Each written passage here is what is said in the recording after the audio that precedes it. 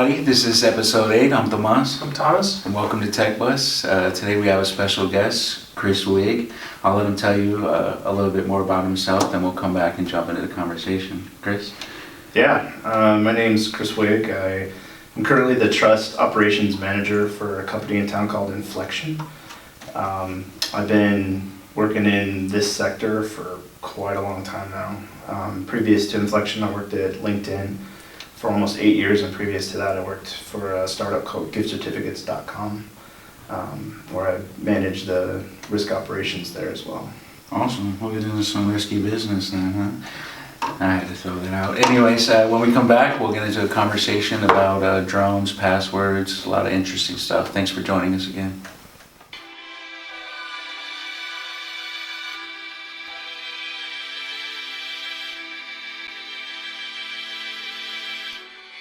Everybody, welcome back. So, conversation we were having before the show was kind of about site security and what kind of technology is being used to prevent, and what it all entails. So why don't you kind of let us give us some? Yeah, sure. So the stuff that I work in are kind of on both sides of the house. So front-facing, customer-facing, like what are the best things that we can build for our customer to have a secure experience to use the site, but not create so much friction that it disables the customer from being able to use that.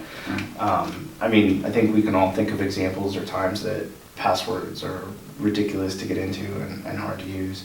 And then we also look on the backside to protecting the business. So my team specifically works with what are the attributes that are happening on there. So like how many times there's errors from password attempts, how many times is there site scraping that's going on? Do we have issues with kind of like unauthorized access to the account, so account takeover or ATO? And then we also deal with our financial sides of it too. So we do like chargebacks and what's happening with the product. Was the card stolen and used on our site? And so we've partnered with some vendors out there, but we've also built some in-house stuff as well. One of the things right now I'm working on is a negative database. So we're taking the customers who have been we've identified are bad actors, and then which is a double thing for me because I used to act as well, by the way. Right, the roads, right? That's right. Yeah. So you take the customers that we already know are bad, and then you look at those attributes of those accounts and then create rules or an algorithm to help identify when a new person comes into the door. So why did these guys have the same IP address, etc.? And I'm simplifying it. It's actually a little bit more in depth, but we've had, just taking some old sets of data and looking at it and the model, we've had just some amazing hits already to looking at it, because at the end of the day, most people who work in that on the bad side are lazy, and so they don't want to come around and renew IP addresses or cookies or any of that stuff. So it's easier to locate the low-hanging fruit, I would say. So when I was doing trust and safety with you, working under you, I remember the biggest thing was these African accounts that offered marriage proposals. Yeah. Nigerian. 419 scams. Yeah, 419. Yeah, that's right. Yeah. I forgot that. So is that still one of the major things, or what's new? How are they attacking the site new, or what are they trying to extract? I know that they were trying to get information to be provided to them in exchange for money. Is that still the same scheme, or what's going on? Sure. So I wouldn't say that. So I don't think 419 is ever going to go away. Yeah. I recently had told an anecdote about when I was a kid. I got snail mail. I got an actual letter in the mail that I had been awarded $100,000, and so I was probably about 10 or 11 at the time, and I lost my mind. I said, this is totally legit. And so you went out and got some bikes on credit, some bazooka jet. Yeah, Craigslist didn't exist. I'm old, dude. So I got this letter. I'll give you the little sad side of it, which is my family was at the time really struggling, and so I said, this is the answer. Like, I got this. Like, so it's cool. Until my mom was like, no, no, I'm afraid, like, this isn't real. So I went ahead and wrote them back anyway. And no, I didn't have a checking account, and that was one of the things that was required on there. Right. And we just started getting floods of letters from the same type of stuff of just coming in. And so my parents were not so happy with that. Yeah. But on the same token, I think like if I were to really look back, that was probably the beginning of me wanting to get into something like this. Okay. So I've seen some amazing 419 stuff, and I encourage you, by the way, to look up sometime. It's called scam baiting, and it's on the other side of it where people like me who know that it's a scam take and like go after these dudes and like waste their time and come up with some great like stories to make it entertaining at the same time. Right. But the whole premise of that, right, is that you find somebody who is a victim, or you find somebody that greed, that little part in our brain that says, maybe this is legit, maybe this is real. Mm-hmm. And that's what they're playing off of. And so I don't think that's ever going to go away. And they do that in the numbers game, in the meaning that they send 1 million of these things now. Because of email, it enables them to hit this broader kind of speculation, or bigger base. I remember reading an article in like 2009, right after we had kind of hit the slump in our economy, and the article had read that Nigerian scammers were upset because they're at an all-time low because America's at an all-time low. Right. So the economy literally influenced them as well. I went to a Chamber of Commerce meeting recently, and they had an FBI director come and speak there, and he was talking about this sort of thing, and he was saying that the attacks are getting more sophisticated, because it used to just be like, hey, it's a Nigerian prince, you want this money, but now they're going online and gathering intel about you, like your social media, and they're tailoring the message, like, hey, this is Aunt Margie, like I saw you went on vacation, and I was wondering if you could wire me 500, what I'm saying, the attacks are becoming much more, I think you've seen that in general, just like in marketing, like marketing used to be this broadcast to everybody, and there's so much noise out there. So now marketing is like super tailored and super focused, and I think the scams are kind of going that way too, where it's the broadcast stuff is still there, but it's becoming sophisticated. So if you take like the social networks, for instance, so when I worked at LinkedIn, the way that they would do that there is you would create a profile, you would connect with a lot of people, and that was one of the things that they tried to curb at LinkedIn, which was they want you to connect, but they want you to connect with quality and not quantity. And so the branding of that wasn't really established in the beginning.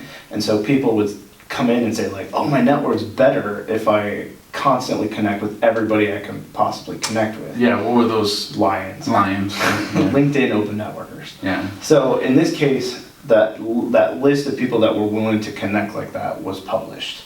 And so it was a list of 50,000 emails that you could send, that you could download, and then you could upload to your address book, send as an invite, and then all of a sudden your connections would go from like 1 to 2 to 20,000 in terms of like 48 hours.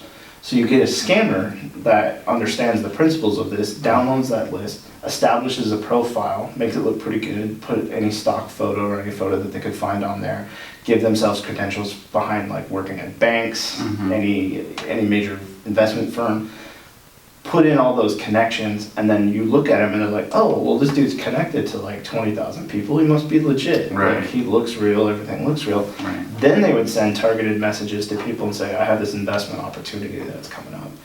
And so at that time, we built just a kind of a simple classifier that would look and say, because the text of these messages are usually the same. That's the lazy part. Right. Remember when I said they're all lazy? Right.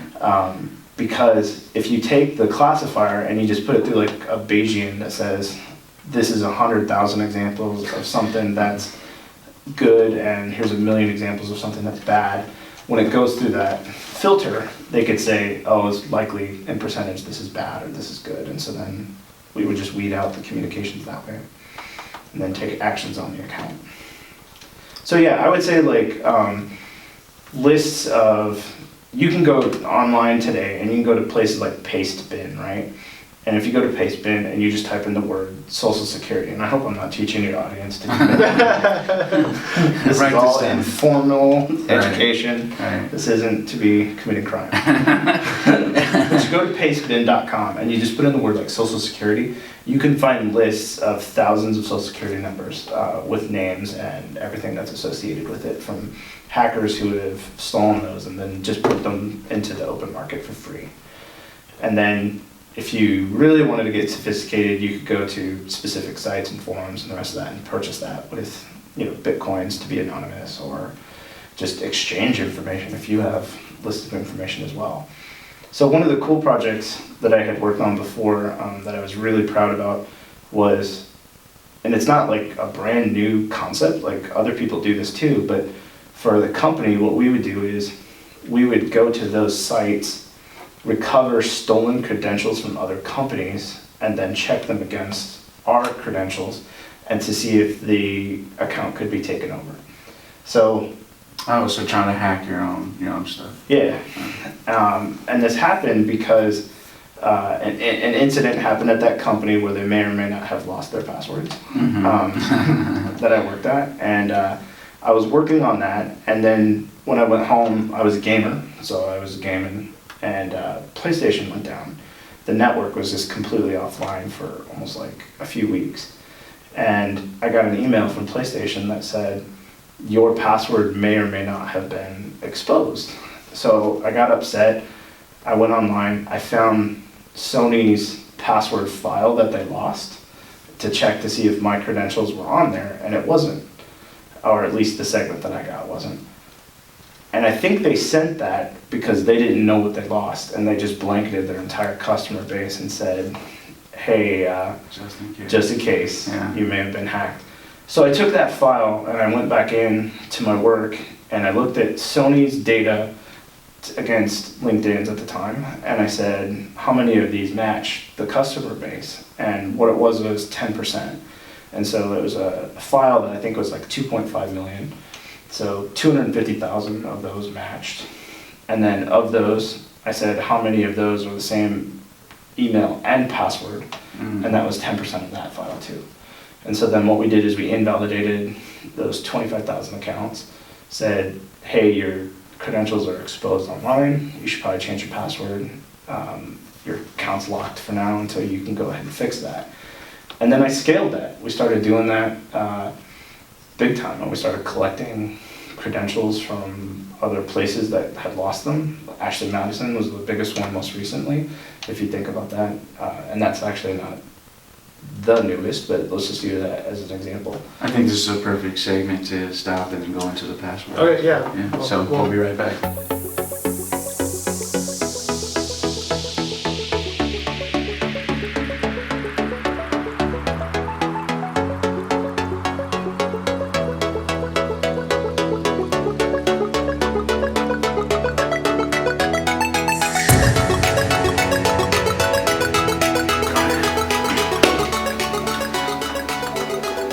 Hey everybody, welcome back. In our second segment here, we're going to talk a little bit about passwords, maybe best practices, or just some things you've learned, working in trust and safety over the years. Yeah. Well, first off, he found your password to be interesting. Why was that? Oh, I just saw it published over there by your printer. Oh, it's because it was... Oh, the Wi-Fi? Yeah. Yeah, it's a Wi-Fi password. But I mean, I told him, is there a specific name for that type of structure of password that you use, that you taught me? Oh, yeah, patterns. Yeah, absolutely. So, yeah, I mean, passwords, it's such a simple yet complex. Like, go ahead, what do you I use the same password for every single site ever that I You don't have anything to stop my nose from Right. Well, I do, man. Why? Just because it's so easy, and it's literally not related to me at all. You'd have to be very smart to figure out. And I know that. I know it doesn't matter. Okay. But that's just it, right? Like, right. It's not you that they would hack. Is the companies, the places that you're putting this password, are they strong enough that if a hacker gets into them, then they have your password? It's not about them hacking you. It's about them hacking the recipient, that company. That's the weakest link, right? are they doing all the secure stuff? Yeah. Well, so what's some of the things? What's some of the trends that you've seen with passwords and that you come? Because I know that was a big thing. Well, okay, for you, hold on. Yeah. Like, let's not get away from scolding you. Okay. Why not use like a password management system like LastPass? So that way you would have one password, and then that third-party company manages all of that. It's free. That's a lot of work. No, it's not that hard. And then it would secure everything that you go to, etc. It does actually make it easier because you don't have to type passwords in, but Yeah. there's a lot of work up front, but over the long haul, you gain efficiency. My only problem with that is if that gets hacked, then your entire deal gets hacked. So my personal password preference that I do is combination of patterns. So I'll have like a pattern on the keyboard. So I'll take like the number 6 and then go down and then over to V and then up. So like, or just 6 down, 7 down. Just giving examples. It could be anything you want.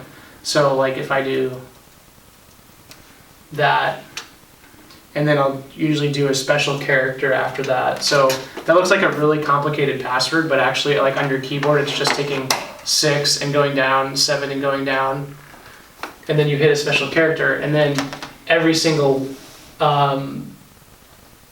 particular website, you put the extension. So if it was LinkedIn, it would be that. Sure. And then, so then my Google password would be the same thing. It would be 6 down, 7 down, star, Goog. And then, so if one of them got hacked, like LinkedIn got hacked, like they wouldn't necessarily know my password. And this looks like a really complicated password, but it's actually very simple to remember because it's just a pattern on the keyboard. So that's my personal preference. What's your take on that? What's my password? Is that what you're... Yeah. And your credit card number? Well, you wouldn't know my password because you have to know my exactly. pattern. And then I change the pattern like usually every 6 months and go through and just change all my passwords. But I'm extremely paranoid. So. I'm extremely paranoid as well. And I think that's just the nature of the beast, right? Of working in that field. I would say that's a good password. Unfortunately now we know how you change it. How do you know how? By the design of... But that's not my pattern. Oh, sure. But now that'll be my password, I think. More on that. Yeah, well, it could be any number of things. Like it could just be typing across the keyboard, like that. It could be starting at the letter H and then going backwards and then up from S. Whatever that is. There's all types of things. Breaking passwords are fun. Have you done any dealing with trying to break hashes? Yeah, like rainbow tables. Yeah. Going through and trying to crack that stuff. Yeah. I think it was for like less than $1,200. I built a machine with some, at that time it was an NVIDIA 680 GTX, like high-end graphics card at that time. And we were doing a couple billion per second attempts. Based off of the libraries and dictionaries that we had gotten, and had moderate success. Yeah, I think I think that's why with patterns, it's not really a word, that anyone would have, and those rainbow tables are just collections of like common passwords. So yeah, if your password is like the name of a city or the name of whatever, like you can crack that with a rainbow table really quickly. Especially if the hash is encrypted in something old like MD5, Mm-hmm. which we see a lot of in the day. Mm-hmm. So I don't know, that's some good stuff. I would say... What's your recommendation for a password? Yeah. Common sense type stuff. So like I would recommend using one of those secure managers like LastPass. And then if you're not going to do that, then I would recommend using things that are very complex. And don't write it down and put it on your monitor. Yeah. Just use common sense. One thing I wanted to say about complex though, so I was going to type a couple passwords up here.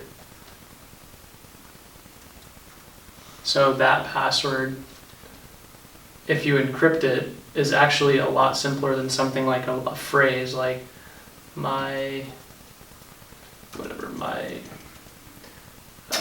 first Have you seen that town. comic from what is it, XVCD, the Battery Horse Staple? Battery Horse, yeah, something like that. Same concept. Will they talk about this? Because what a computer actually breaks us down, it's going to take each character and add that to the cipher. So it gets like an encrypted cipher from the number of characters you put in. So like if you had a very short password, like those rainbow tables usually only go up to 6, 7 characters. Yeah. After that, it gets exponentially huge where you just can't. I personally use phrases that I can remember. I use capitalization throughout the whole entire different segments of that. I'll replace certain things in the phrase with characters as well to make that more complex. So I think the main thing for people who don't want to use those sites or don't even know about them, because I've never heard about that, is convenience. And we actually had a podcast before this where we talked about what's more important, because there was a segment on passwords, or security. What's more important, the actual security technology and methods to be as solid as they can, or can I get in my site in 2 seconds? And when you were talking about how hard it was to get, or the complexity of that, were you kind of mentioning, or were you referencing like CAPTCHA and all that stuff? Because I remember at LinkedIn, CAPTCHA was a big problem at one point, because I would get so many emails saying like, I've entered in every single, and it just says no every time, and it's like, I can't tell what that little brick on that wall is saying. Like, and so CAPTCHA, for your audience, see if I can remember this acronym right. It's like the computerized process to tell computers and humans apart, I think is what it stands for. Nice. And it's those squiggly lines and stuff that you see when you've attempted multiple times to get in, and then that pops. Right. Google has come out with variations of that CAPTCHA. Like images now. Like, not even that. So now the new thing is they can look at what is the size of your monitor, what Java settings you have on, what's running in the browser, and does your mouse instantly go to the thing because you've programmed a script to do that? Mm-hmm. So typically they'll just say, show me every picture with a piece of cake in it. That's what I've come across recently. That's called no CAPTCHA. Because reCAPTCHA was before that. So I think that's no CAPTCHA is what they call that. Is that strong? Yeah, it's super strong. We use it. Because a computer can't decipher that, right? A technology can't. Yeah, it would take a lot of work, I would say. It's pretty good. It looks at a lot of things behind the scenes, which have been pretty solid. I would recommend that from a site if you're looking at that to do that. CAPTCHA is like the stop sign. It detours them, but it's not going to stop them exactly. Mm-hmm. But yeah, I would say that's a pretty decent product to use for that. We had some security. One of my clients had some security experts come in from over in Europe, and they were showing us that when Adobe was hacked, they had all that big file. They had all the hashed passwords, but then part of that password file was also their security catchphrase. Yep. So what they would do is they'd look for like a very simple one, like what's the capital of New York, and then they'd look at their hash, and then they'd go back through the whole file, and then they would know that password at that point and figure out everyone who had that same password. Yep. Because somebody had like a really simple security question. So that's another thing I think to keep in mind. So for that one, that's a great thing. I don't answer those correctly. So when you see like security questions, that's a great idea. What city were you born in? And then I would not answer that correctly. Like instead I would use a different answer from another question. So a great example was I was at DEF CON, which is a convention in Vegas for people who do things on the internet that are undesirable. And we were moving, this is about 3 years ago actually, and we were moving to a new house, and my wife was transferring the utilities to the new house. And she wrote me and she said like, hey, what's the password to the MUD account?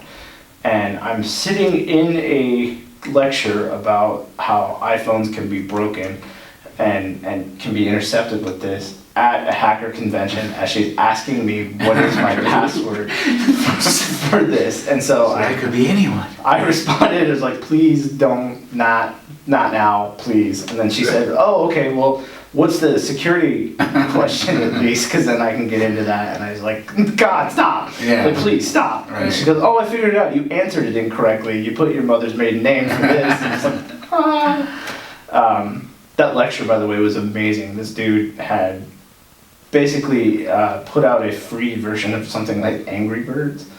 And people who would download it, he would then gain access to their phone. And so, like, in the lecture, he's like, okay, I got somebody that's here in Vegas. Let's turn on their camera.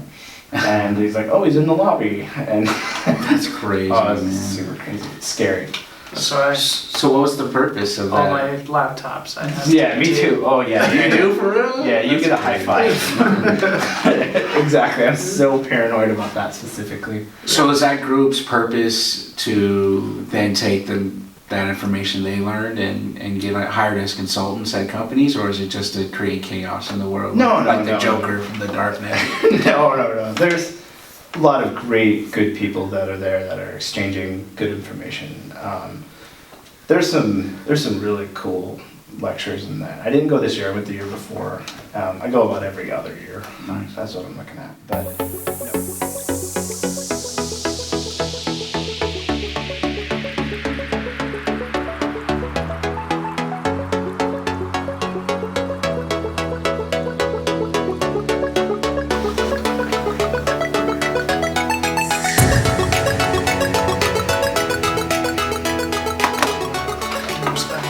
Yeah, so thanks for joining us. We were going to talk about home automation, but before that, during the break, we were kind of talking about not necessarily how we secure ourselves, but how much of our security we give away by giving permissions when we download apps of people to. And you had mentioned something about Disney World. I thought was fascinating. Yeah. We went to Disney this year. Oh, by the way, we still haven't talked about drones. We'll get into that. Went to Disney this year, and that experience is pretty cool. You get a bracelet, and it's got an RFID chip in it, and basically everything is done through either the app or measured on there. So, for instance, you buy a photo pass, they take your photo, then they can scan your bracelet, instantly send it to you. When you go to dinner, you pay for it, all done on RFID. But they got in trouble a few years ago because people that would go to dinner, they would automatically, waiters would come out and say like, oh, you like Coke, here you go, and put it down, and people were like, what? And they were tracking their trends about how these guys market. So like, you know, what are the foods they like, what are the specific attractions that they go to, and I always found that kind of interesting from that perspective of like the things that we give away from a data perspective, and yet we don't think about it in those terms. And I think, like how you mentioned, it was a few years ago. I think if not now, very soon we're going to come to the point where people aren't going to be happy that happens because we're just so willing to give that Yeah, no, information. some days that's me. I'm like, sign me up. Right, just bring me a code. Some days, yeah. Well, he loves automation. He wants the whole world to be taken over by computers. I don't know if I want that. I just think it seems what's going. Yeah, I think, you know, George Orwell kind of got that part wrong. You know, the TVs are in your house watching you, but people want the TVs there, you know. Right. So I think it's becoming a trend more and more. We actually had a guy in here a couple episodes ago who, like, he talks about the technology wants to track you, and you know, people just Oh yeah. are letting it do that more and more. So I think I'm one of the few people in the world that actually read terms of service in piracy. You are, because I don't know. I mean, just as an example, think about like Pokemon Go. When you kids and all these other people signing up for that, like it gave you they've changed it since because they got a lot of criticism, Yeah. but it gave them consent to look into a ton of your data, Yeah. including access to your Gmail. And it's like, why do you need to know that? But people expressly hit, yes, I want to go catch Pokemon. Right. Well, isn't it all marketing? Isn't it all money? So I have your contacts and I send them an email about the app and then... It is. I think in this case, this was actually a very just poorly written one that they just didn't think down the way. I don't think there was malicious intent specifically. I just think they didn't think about it in those terms. I always think about those things like on Facebook where you go and sign up and it figures something out like, who's your favorite? What's your favorite Game of Thrones character? Yeah, like what Game of Thrones characters are you? And Yeah. basically all that thing is doing is going through and scraping all your connections and selling it off to something. But hey, what's your rock band name? Give me the name of the street you grew up on, combined with your mother's maiden name. Right. And the last 4 of your social. That's for your social. what kind of donut are you? Exactly. I gotta find that out. Give away the keys to your house just to know. I should create one and be like, what's your best password? Give me your email address combined with What's your credit score? But that's gotta be like, in all seriousness, like that's gotta be the biggest hurdle. Like you could put all these checks and balances in place, but then like, it's like that convenience factor that people are just don't care enough to.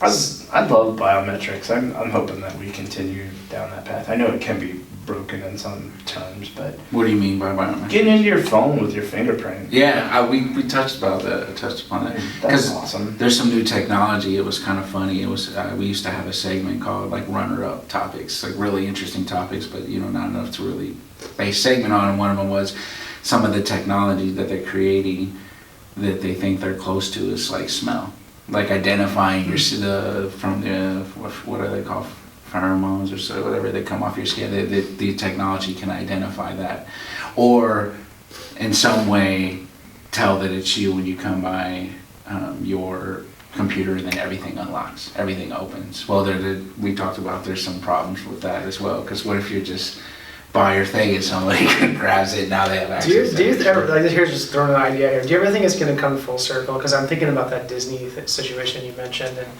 yeah, you're somebody who likes Coke, but like the algorithm gets so complicated because like maybe you don't like Coke on hot days, or maybe I on shouldn't be Tuesdays. drinking Coke because I'm diabetic. Yeah, like there's so many factors where it's like gets to the point where it's like, okay, maybe we should just ask them what they want, you know? Yeah, absolutely. Like, I don't know, I think we might see a trend in that too, where things like become so complicated and everything, where it's like kind of getting back to basics and just being like, hey, simple services. And I think you could see some of that as well, because I think some of that stuff gets just, at some point, you got to give people a choice at what they want, you know?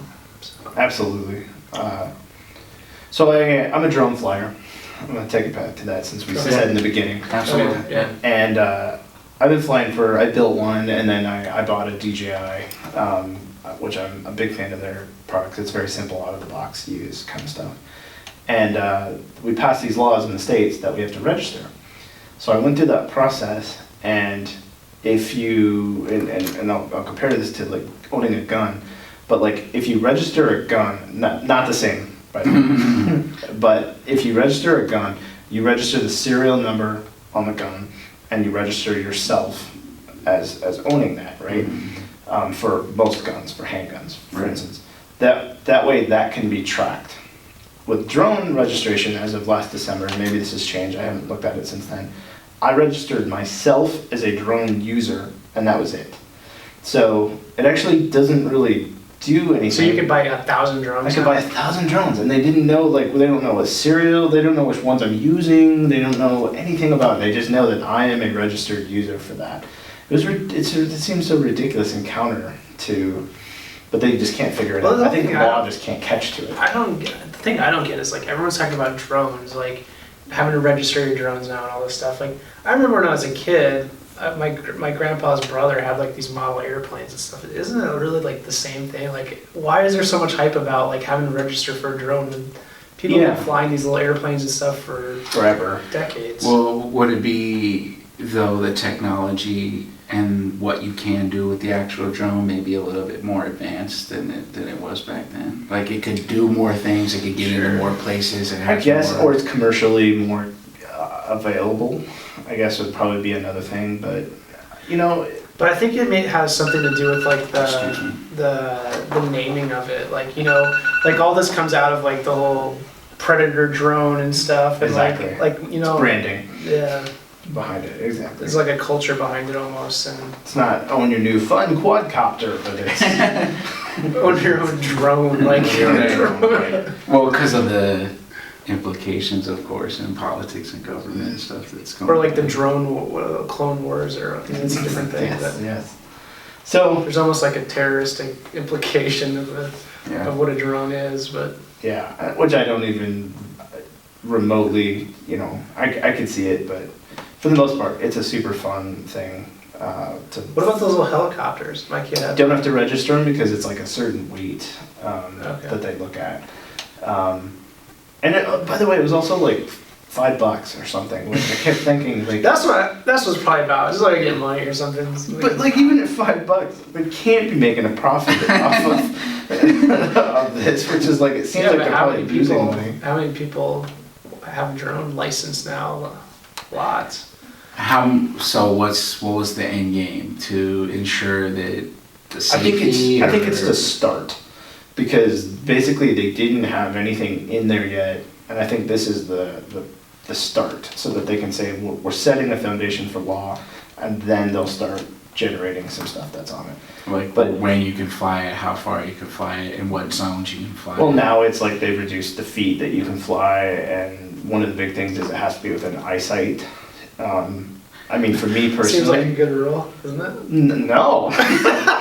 No, man. Because you showed me that really cool I literally was thing. sitting on my couch, and I could stream it to my television and fly it around in about a 1.5 mile radius. Yeah, and he showed me like we were outside his house one time, and we were just in the driveway, and it went I don't know how far to a school, and you went around the school. That was fascinating that it had that capability, and that you could program it, so you could program it to do it and Take come back. off and go on a flight Yeah, path. right, and then come back. So you, Oh wow, that's pretty cool. yeah, oh man, there was so many cool things. I'm gonna have to about get it. registered. You should. Yeah, you should. Save your $5. Alright, well, we're getting close to the end here, so we'll Yeah. wrap it up. Thanks for coming in again. Yeah, Really my pleasure. interesting Sorry to be so stuff. random, but No, that's cool. it was awesome talking to you. Thank you guys. Thanks.